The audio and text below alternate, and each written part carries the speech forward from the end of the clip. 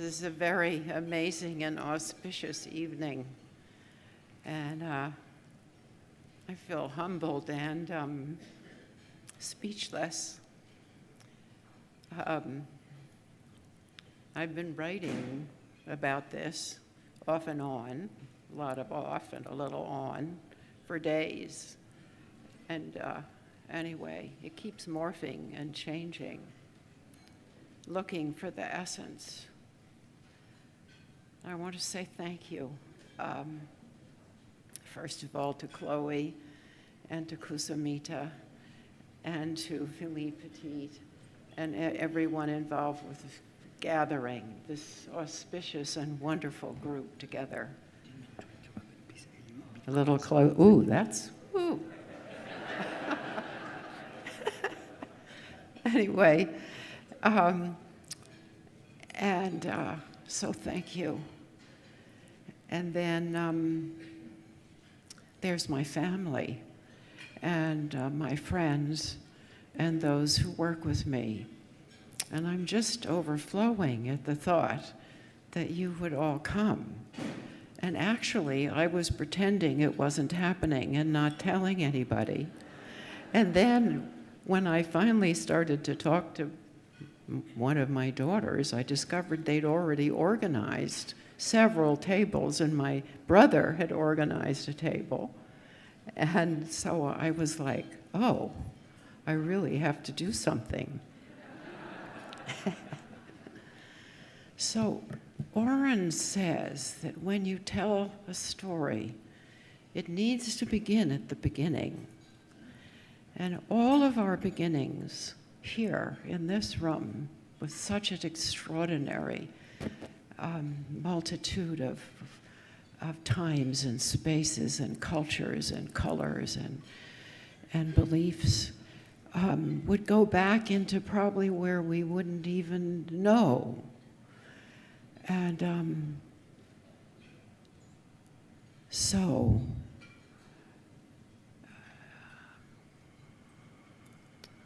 part of the beginning of philanthropy in my family was from my great-grandfather.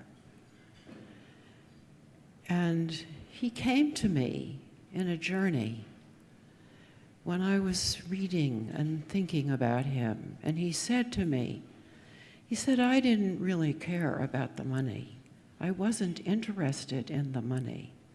I would rather live a simple life like Ben Franklin, with no cloth on the table and just porridge.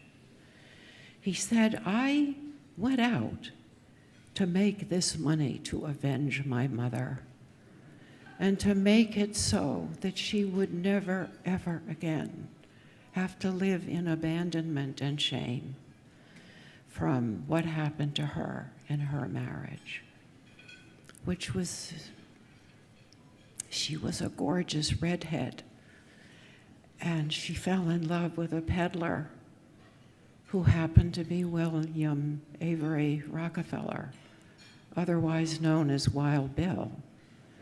And he was everything that she wasn't allowed.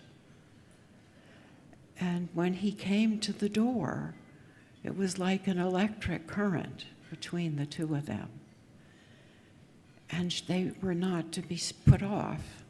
And so she left her family and was disowned and disbarred from them forever. He was the oldest of the 6 children she bore to him. And so his father was constantly on the road, out there, peddling and also philandering. And so he was trying to fill the gap. He was trying to take care of everything, including her. So that's the seed. There's a seed there in all that money. And then, having manifested this extraordinary fortune, he and his son did what they had been taught to do, which was to give back something of the abundance of what they had manifested. So that's what happened next. I'm leaving out a lot because otherwise we'd never get to go home. And there is another wonderful group that needs to be witnessed for their gifts. So then it came along to me.